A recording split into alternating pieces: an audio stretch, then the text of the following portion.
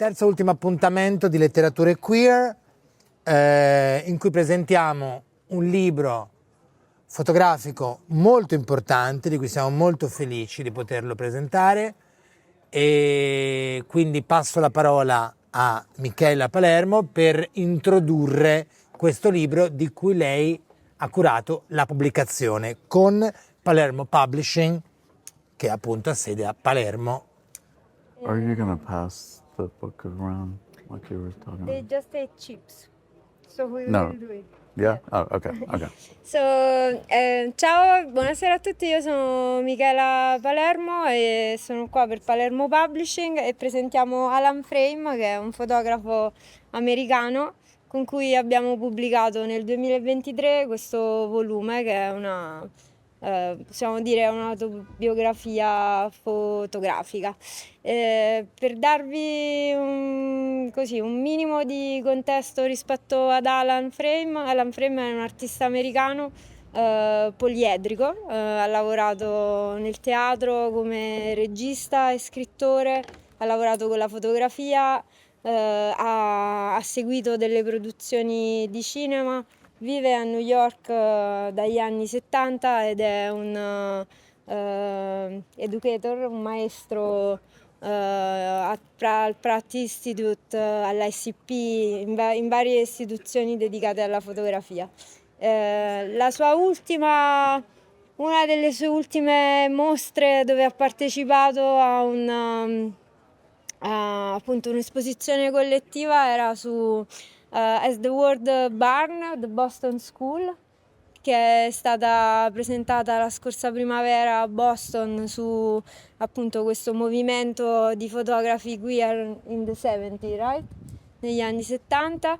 È stato uno degli attivisti a fare parte di Electric Blanket, che è stata una delle prime manifestazioni collettive di 200 artisti sulla problematica dell'AIDS, sull'inizio della discussione politica sull'AIDS. E nel 2018 è stato è stato all'Accademia Americana a Roma, dove ha portato avanti una ricerca personale sulla fotografia vernacolare, che magari verrà fuori nella discussione. E invece appunto Whereupon è un libro su questo spaccato personale dagli anni 70, questo suo archivio personale dagli anni 70 fino agli anni 90, che abbiamo costruito insieme a Palermo Publishing. Per facilità della conversazione, la conversazione sarà in inglese, perché così cerchiamo di essere un po' più veloci, più fluidi nel racconto, però magari sfoglieremo delle immagini, magari le domande invece in italiano, se qualcosa rimane fuori poi cerchiamo di cucirlo. E se qualcuno veramente vuole magari un chiarimento su qualcosa, sì, poi la traduzione la posso fare, cioè senza problemi, possiamo farla senza problemi. Ecco, magari se c'è una parola, qualcosa, un attimo, ci possiamo tornare. Va bene. Robby. Vabbè, Roberto Nisi è... Io sono uno dei programmer del Sicilia Queer, della parte dei feature film, cioè dei lungometraggi, parte di un gruppo che ormai da diversi anni programma. Ho il piacere e l'onore di essere parte del gruppo dei programmers del festival. Quindi io vengo dal cinema, ma in qualche modo I come from movies, but in a certain way movies are also linked to Alan Frame and to this book as well.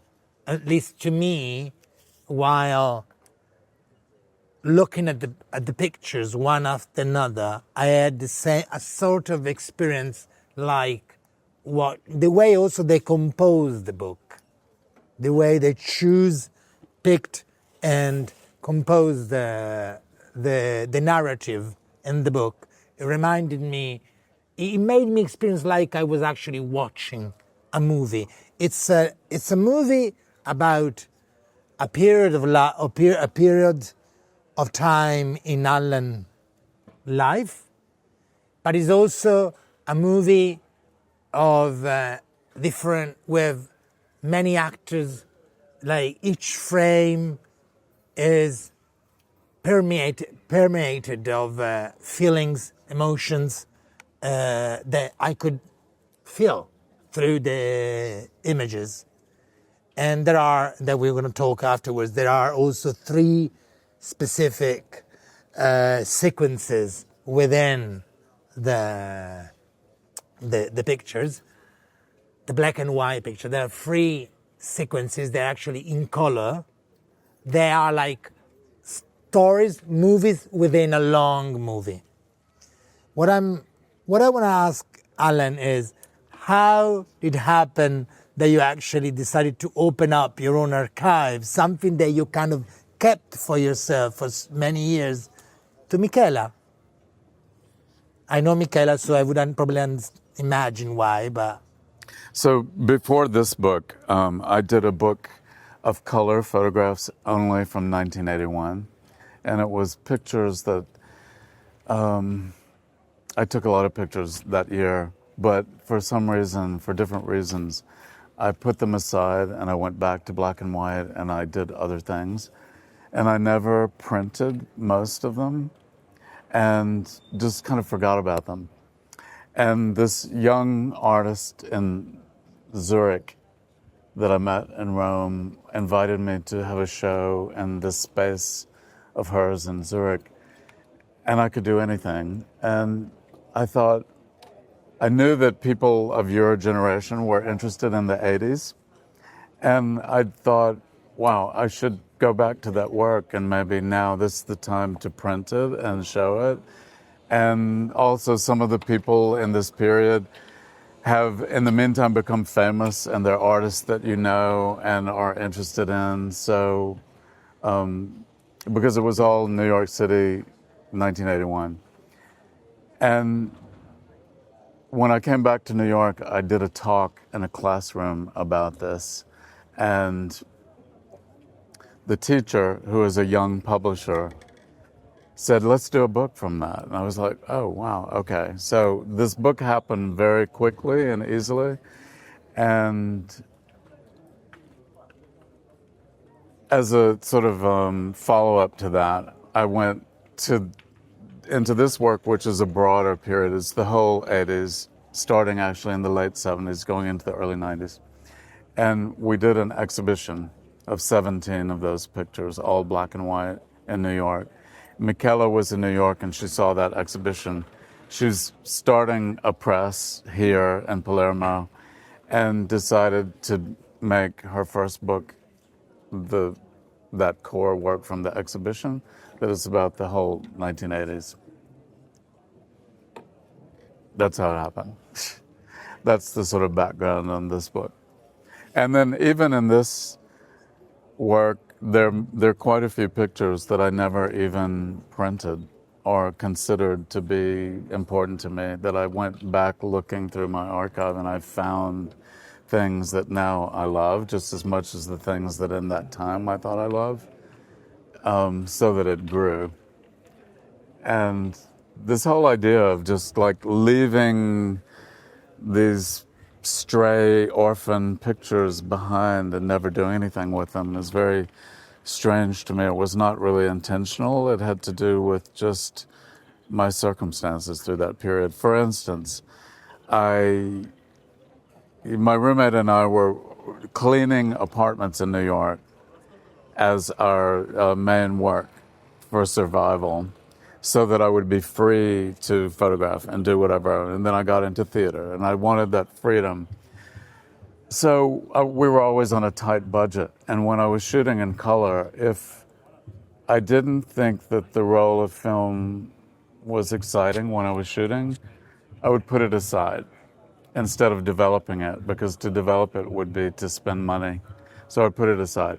By the end of the 80s, I had put about 60 rolls of film in a bag aside, which is not good for color film. And I thought, okay, well, I'll develop 2 rolls and I'll see how they are. And they had streaks through them and they were really, in terrible shape. So I threw the whole bag away, which was a big mistake, since now you could recover the whole thing through Photoshop, and but that's just a reflection of the tight budget that I was on, and the economy of my decisions. So the things that I printed and actually showed in that time were like very, considered and edited down to a few, and so on and so on.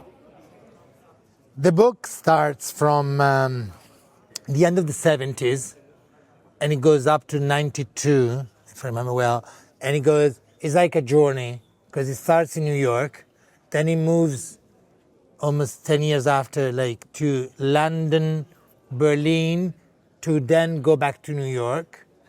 And it's obviously a story of your life and the people that were with you during that time.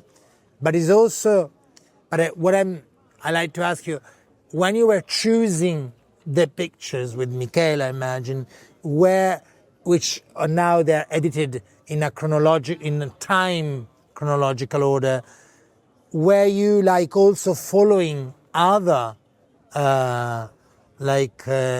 did you think about anything else apart from like being chronological in the years, where like when you were selecting, what kind of drove your way of selecting those pictures?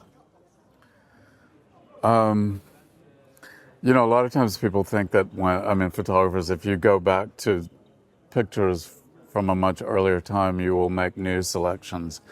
Generally, I go back and I like the same ones. So a lot of them had been pre-filtered in the time, and I still believe those were the better pictures. But I also, as I said, did some digging around to find new ones. And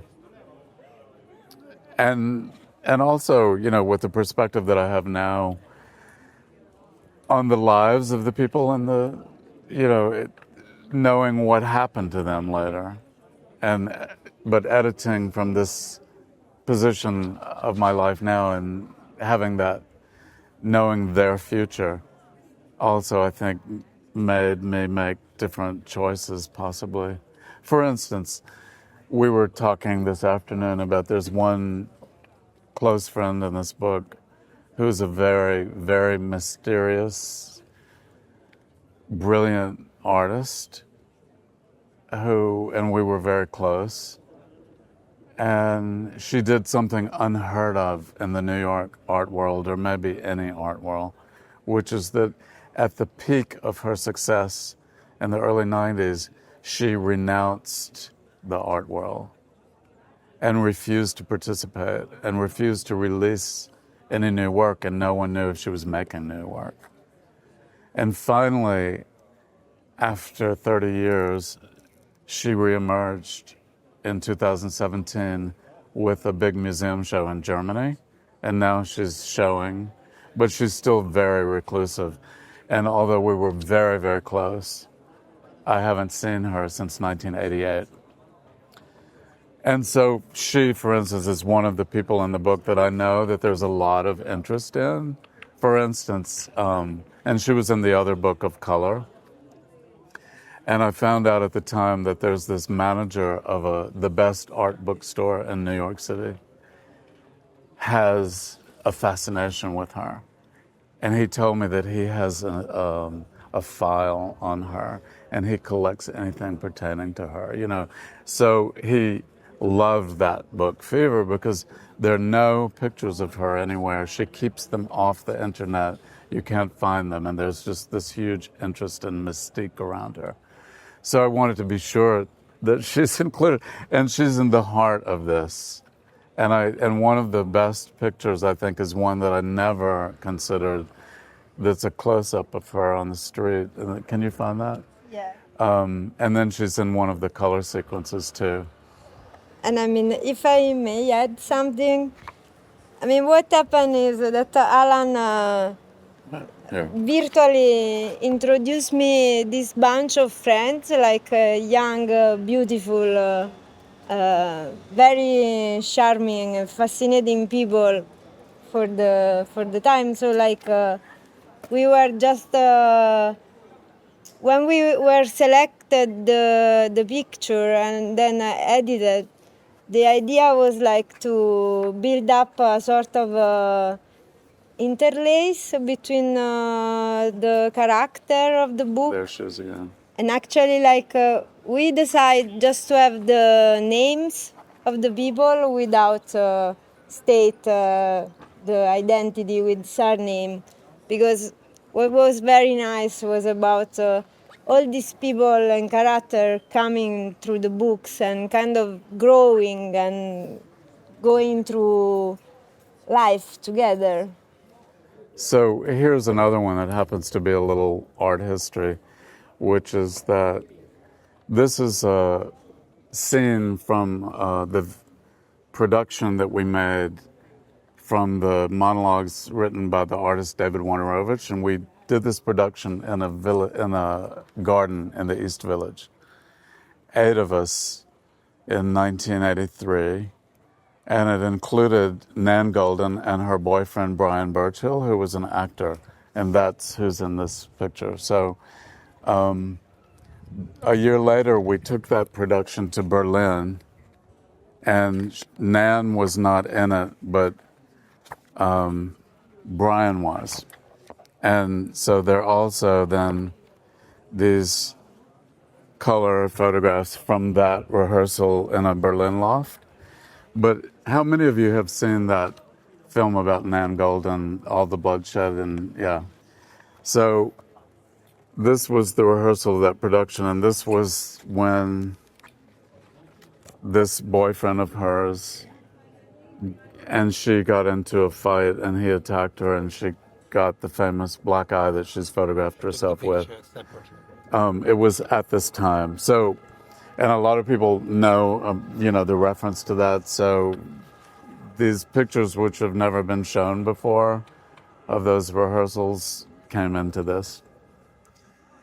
I'm curious, like, you were saying that when you went back to your archive, you choose the pictures, and I imagine, like, when you comparing when you took the pictures to nowadays reopening up your archive, finding this picture and putting those in the book, did your relationship with looking at those frames change?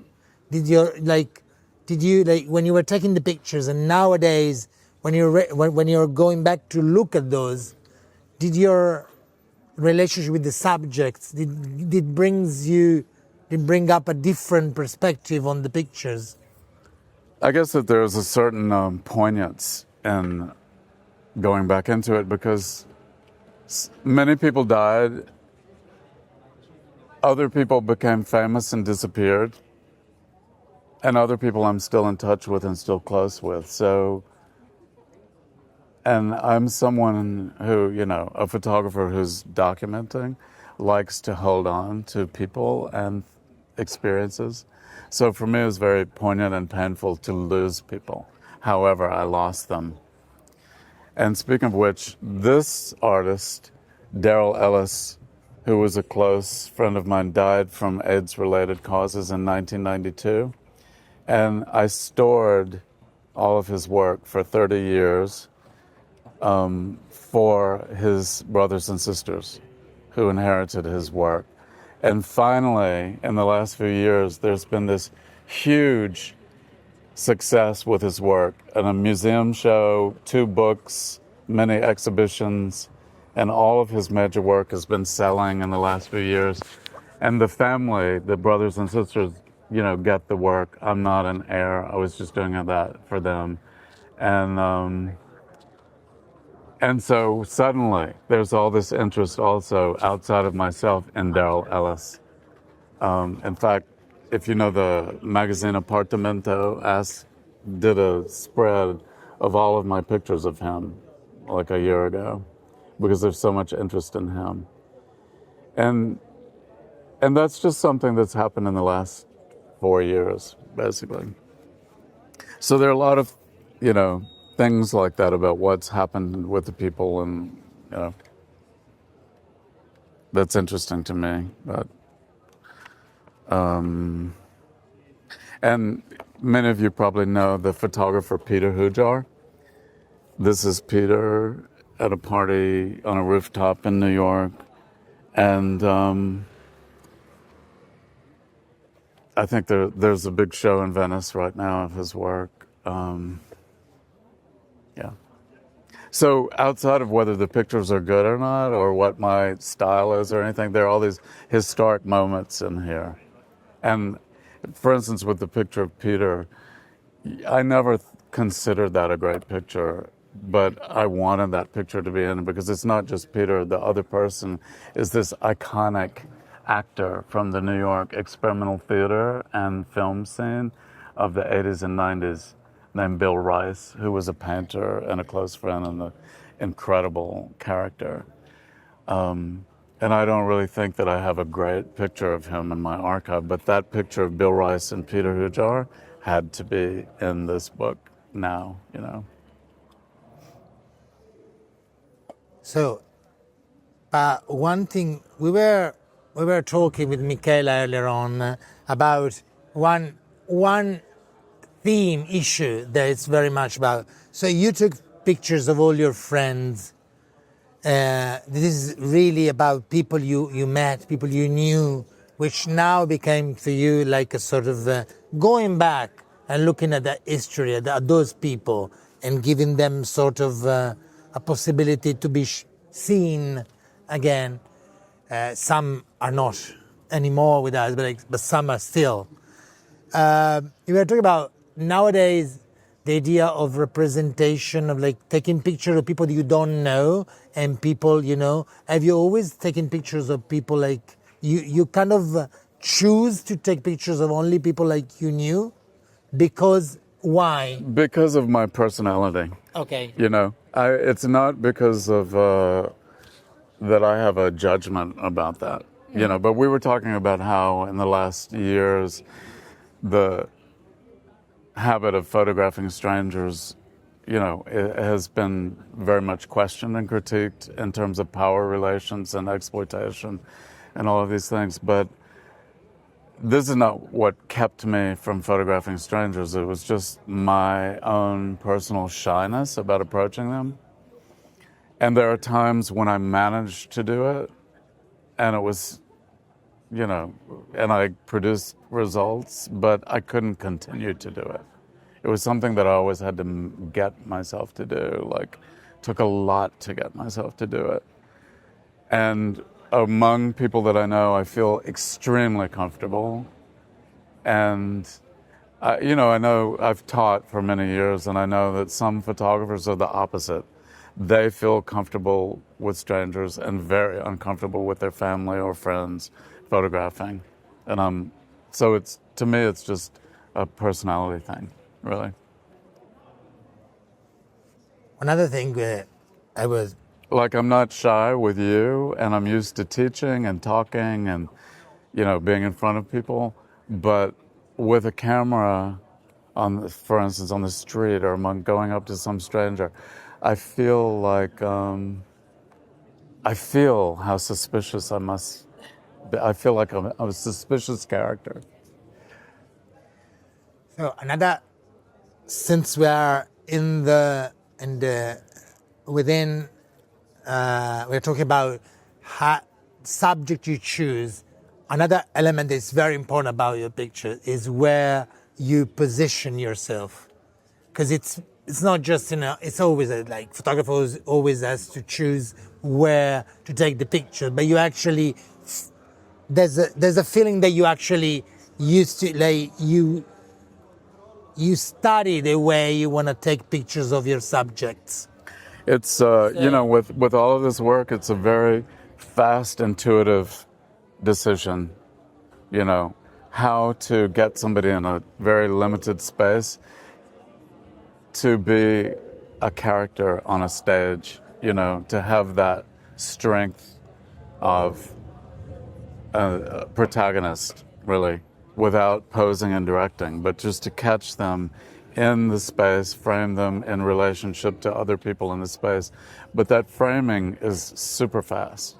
And in that period, photographing with 35 millimeter camera, I developed the same reflexes of a street photographer, just fast, you know, trying to get gesture before it changed. I know, because I read your interview, because that in a way theater, directing and I presume also acting in theater gave you like information on how to probably compose the movements within a limited space.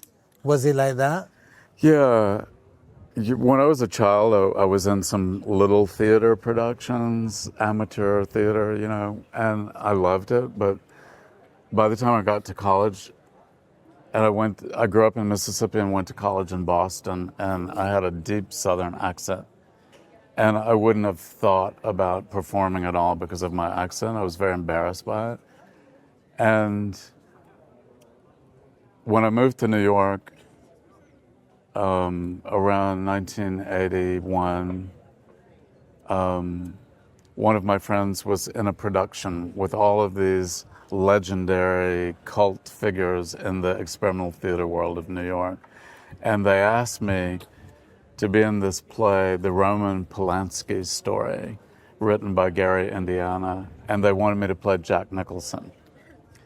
And I was just like, great, because I'll meet all of these Warhol people and John Waters people, and you know, and I'll be able to photograph them, I'll have access and so on. But what actually happened was that I got seduced by theater and went from photography to theater, directing, writing, performing for a few years before I came back to photography. And just as it turned out, I could do a great Jack Nicholson impersonation. I almost couldn't get rid of that. But anyway. I was in New York when you moved there in the late 70s. What did you find in New York at the time? Cheap rent that allowed people to do other things and not be too invested in work. And, you know, New York was still kind of depressed in that period. And through the 80s, it became more expensive. And then the 90s, with .com era, even more expensive and so on. So, I mean, it's really become hugely gentrified starting in the 90s. And the 80s were very gritty and rough. There's a huge crack epidemic in that period. I had this romance about artists' lives that I wanted to get close to. It was like, and was photographing them. And I had a certain kind of innocence in that perspective. But I also found the culture, the New York culture, in this kind of art world brutal in a way, unexpectedly harsh. There was like this residue of the Warhol attitude and period, which was this, in which people were really kind of horrible to each other. And that was just like the culture of it. It was cool to be nasty and bitchy and, you know, prima donna. And all of that was kind of like shocking to me. I never did any subjects that specifically had to do with people living with AIDS or caregiving with AIDS or anything that was that documentary. Instead, in 1990, I created this epic photo slideshow with Nan Goldin and then toured it with the photographer Frank Franca. And it included all those documentary projects about AIDS that had been done. And we added to it and changed it, and we put statistics in there, and we toured it internationally for about 5 years. But that for me was always separate from my own work. And when I was touring and traveling, I usually was not even photographing for myself. Years later, we did it in Russia from 2000 to 2002. And by that time, I realized how I could photograph for myself while I was doing a project like that. But in those years, in the 90s, yeah, it was just something that I felt dedicated to to, as an activist, but not as a photographer. So why as I was saying, there are 3 sequences in the book that are full in color, and it's not just there like the color, like, it's there like suddenly you get into this colored sequences, but it's also like they are full page compared for the rest and edited in a different way. Why did you choose to kind of switch in that way the narrative? What made you think this is Michela, Miss who is Michela idea? publisher but also designer. And Michela and I did 3 photo zines together before we made this book. And we knew each other already. Also, we have an affinity in our photography.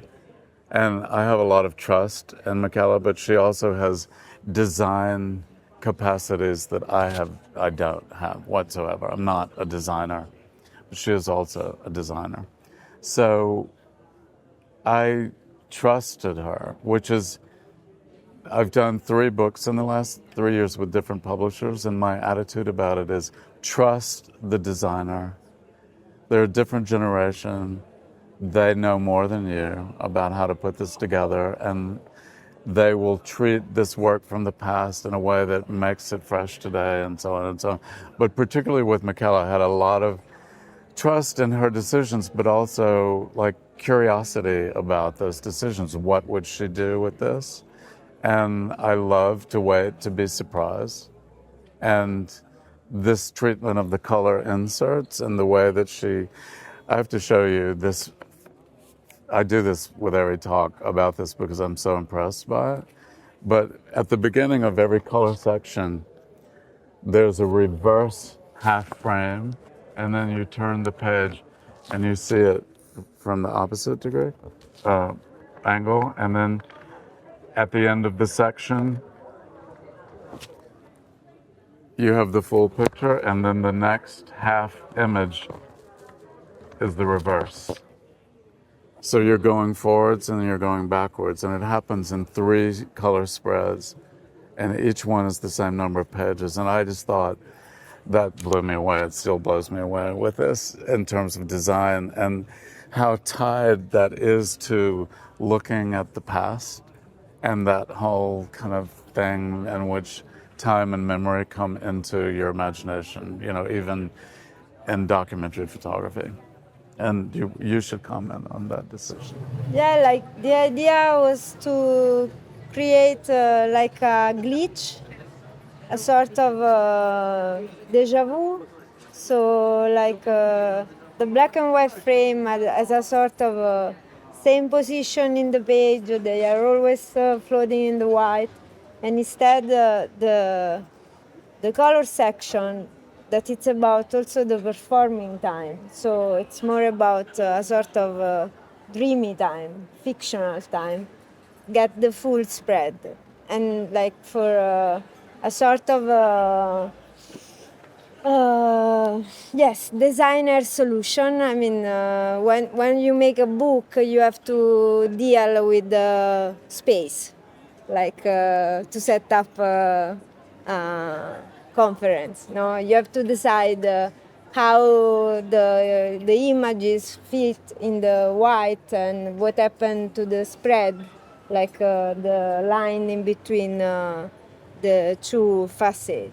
So in this case, I thought, okay, I can break the images, and Alan was a very generous artist with to work together, because he allowed me to do something like this. I know what I don't know, which is a good thing. But, another thing that I'm impressed by, and since this is in the context of a queer film fest, I'll point out that one surprise was that the picture she chose to lead this book off with is one of the more erotic pictures of my boyfriend from that time in 1977, 78. who's still alive, who I'm very much in touch with, who I'm taking to all of his medical appointments. And, you know, it has this like homoerotic intensity that I was surprised that she chose that, and I was really delighted. And it was very, very meaningful to this subject also to be featured that way. She made a postcard of this image also to promote the book.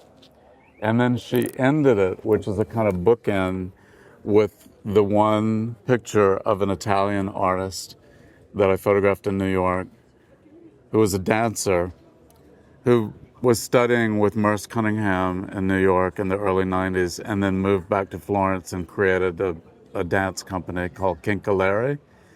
It's Marco Mazzoni.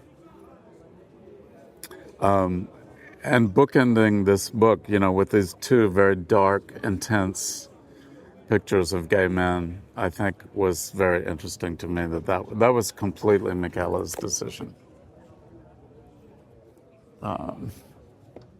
Io chiaramente, se ci sono domande o curiosità, come dire, la finestra è aperta, quindi potete lanciarle, ovviamente. And thank you all for sitting out here like this improvised situation, which is really kind of fun. Yeah, we tried to go back to the kind of time of New York that you were framing, picturing, where it was very much improvised compared to the very well organized nowadays kind of setup. Actually, recently I went to an artist talk, and it was just like this. We did it outside this storefront gallery, and the artist, who was my age, sat on a little bench out there with two people, you know, and people passing by on the sidewalk would stop and look, and When was it, in New York? Or in New York, New York, on the Lower East Side. Because the Lower East Side still tried to have that kind of approach, in a way. I'm curious, now, one thing about memory, what was your purpose at the time? Because when you were taking these pictures, was it kind of remembering those moments? Like when you started taking pictures, what brought you? You know,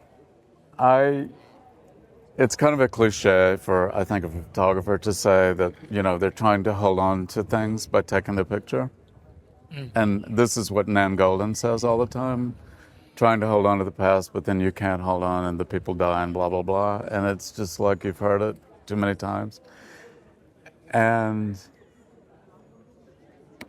I think, you know, you can't forget that a photograph, even these kinds of sort of documentary photographs, are constructions, you know.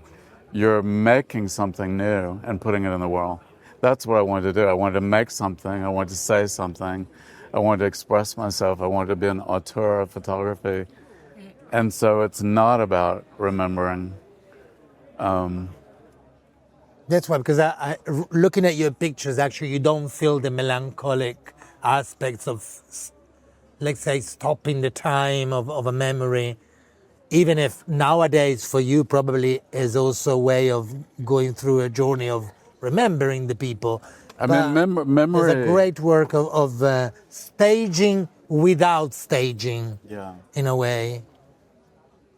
I use memory exercises in my classes, and, you know, I think the way memory works is, like, you know, vital, and it's such an important part of our psychology, like what you're thinking about, remembering and dreaming at any time is so important. But I don't think, you know, you're not photographing because of holding on to a memory. You're responding to something new in the present that you see, you know.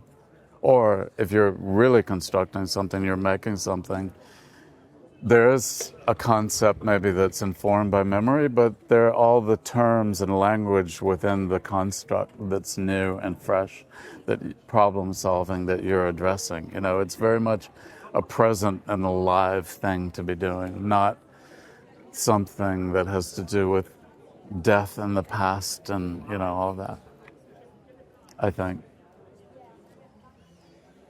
Do you feel like you nowadays you're still taking pictures? In which way you feel like you are changing? Like your way of you already said like the first picture you took were in Mississippi, and then you moved to New York, and first you moved to Boston and then to New York, and you kind of really progressed. You were saying that compared to the first picture in Mississippi. And now I'm working with, like I was telling you about the artist sketchbook. Exactly. Actually, since you know about it's an incredible project. Can you tell them in Italian about that project? Lui sta lavorando a un progetto molto bello. Nel mercatino delle pulci a Roma ha trovato scavando e cercando, ha trovato un album di disegni, di acquarelli di un artista 1968. del 68. Non c'è il nome dell'artista, non ci sono informazioni, però è un viaggio nella costiera amalfitana. A quel punto ha deciso di fare questo viaggio costiera amalfitana facendo fotografie che in qualche modo erano le fotografie dei luoghi che erano stati sketchati, insomma, dipinti dall'artista. E c'è un lavoro, da questo è uscito un lavoro molto bello, che sono immagini che come in un grande mosaico si uniscono tra le sue fotografie e gli acquarelli su una enorme parete gigantesca che raccontano appunto questo incontro, with this sort of conversation between two artists that don't know each other. And probably an artist a little bit older than me, but same generation. Because it was from 1968. And it felt like a younger, free artist who's roaming around sketching, you know. Probably is my idea, is my kind of prejudice, I don't know. I feel like nowadays artists don't really talk to each other, while the 60s and 70s and 80s, like there's a long group of, just a great group of generation. They used to really communicate and share their own way of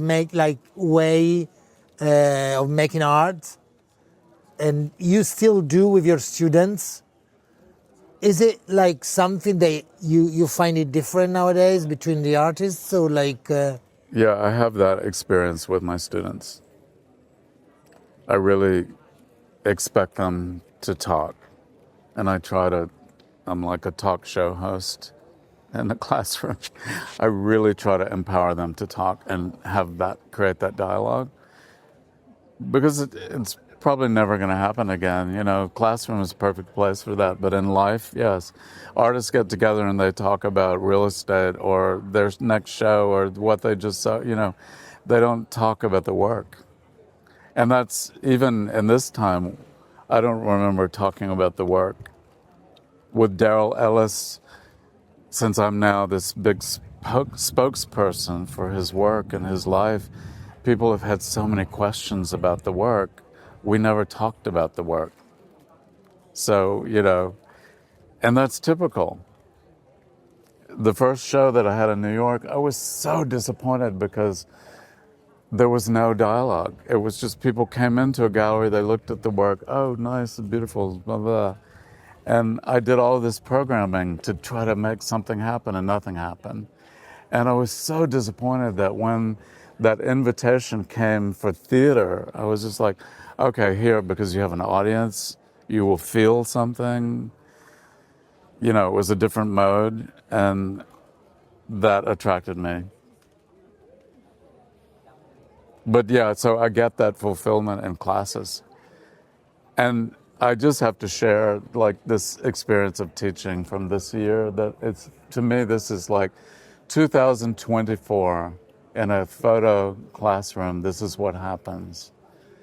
I had a student who had told me that he was bored with taking pictures. He was very good, but he was bored. And he was now writing mostly. But he didn't want to share what he was writing because it was all about his sex life, basically, and role playing and stuff, with the class. He didn't want to deal with whatever judgments they might have and so on and so on. So I was like, fine, we can do it one-to-one. You can write, I don't care. 2 weeks later, nobody had any work to show, and he said, "Oh, I could share something." I was like, "Really? You want to share something? Okay, great. Okay." He said, "Yeah, last night I made these voice memos on my phone. I was lying in bed and I made these voice memos, and I was on ketamine, and I was just free associating, and I could share that." And I was like, "How could I share that?" And he airdropped it into everyone's earpods, and everyone in the class got it in their phone, the audio files from notes, and were listening to him mutter these role-playing, submissive sex talks, pillow talk, basically, in a role-playing kind of thing that was very raw. And like, he writes poetry really well, but this was no form whatsoever. It's totally raw. And I was just like, okay, this is me as a teacher going way out on a limb. I'm like, what is this class? And then afterwards, I was just like, okay. So turning it to the students, like, how do you react? What do you have to say? And they said such great stuff. I mean, they took it completely seriously and were eloquent and said meaningful things that I couldn't figure out what to say myself. They said it all. And I was just like, wow, this whole thing never happened before, that we were looking at photography through audio earpods on phones in a classroom. And I was just, this is 2024. I'm glad that I've gotten to this point as a teacher. What do you try to teach your student when you go? For me, the hardest thing in photography is finding a subject. And, you know, people get ideas, but they try them, and then they realize they're not really that interested in them, and they have to find it. So to help people get to those ideas that actually they care about, and then not to get in their way once they do, to like support them, create dialogue that's stimulating so they can keep going and ask for more, figure out what they're doing and ask for more, and support that wave, you know, when it's happening. Like, I think the hardest thing is for them getting into that material that is their material. Which is why, you know, with this guy with the audio, is a very raw thing, but that's like, he's getting into his material. So I just want to like make that flow and support that. And I feel like the best thing I can do a lot of times is stay out of their way, you know? Like, sometimes you think as a teacher you're supposed to exert some control, you know? And I think that's what some teachers do. And I just feel like you need to figure out where they're going and support that and encourage it and not change it. There's one also, together with the book, Michela and Palermo Publishing published also this zine. Which again is her great design. And I want you to talk about it, because it's an incredible work, yeah. So these pink pages, Which is also part of your archive. We use ephemera from my archive of posters and postcards and letters and things like that. And then in the middle there's this, one of the monologues that we use from David Wojnarowicz. And when we're doing this book event in Rome on Tuesday, someone will read that. 3 of us will read monologues from the book. And then there are 2 drawings by an artist who was very close to David Wojnarowicz named James Romberger, who's still alive in New York. And he just did this a couple of years ago. He worked so closely with David that at any moment in time he could just do a drawing of David. And there's another Machado, there's another great one that he just did. He posted this on Instagram last month and saying it's for sale. And I was like, are you kidding? How much? $200. I bought it. And then I was like, James, I'm doing this zine. Can I use it in the zine? And so, yes, here it is.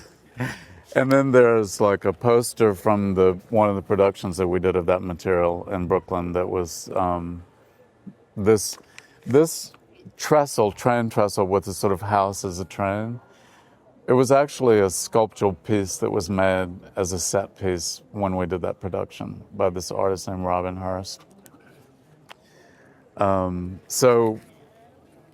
then also stills from a short film that was made about the making of that production the first time by a very young filmmaker who's in this book big time, who's still alive, teaching photography in New York. This is me in that time, performing this like psychotic character that David Wojnarowicz met traveling. They're mainly characters that he met on the road, hitchhiking, jumping on trains and things like that, like people all across America who, a number of them are schizophrenic or have, mental problems. It's intense kind of work, and it's amazing that he never considered it as theater because they're perfect theatrical monologues.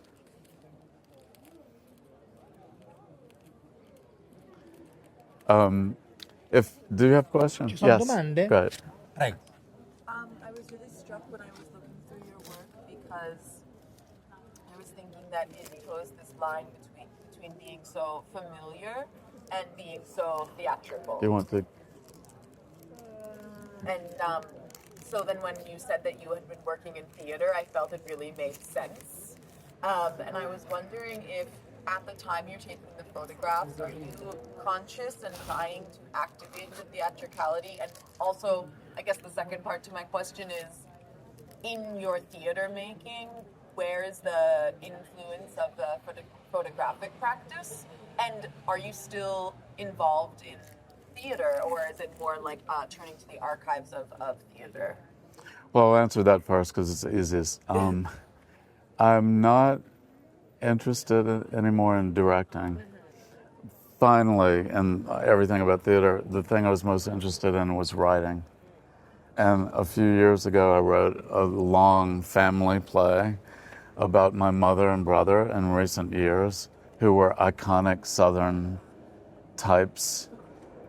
And they were both living in the same house after my brother retired, and there were a lot of intense things that happened, and I wrote about that. Because I couldn't get them to listen to me about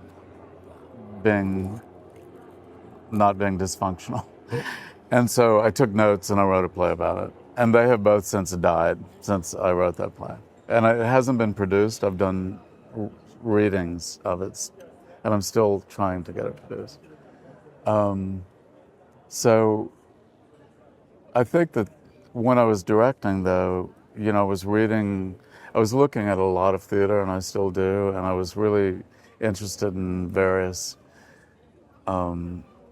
experimental ideas in theater, and I was particularly interested in like whenever I directed, in the staging and trying to activate the offstage areas and the use of the whole theater as an arena.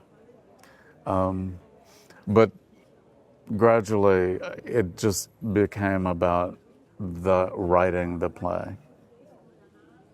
And I think that I wasn't,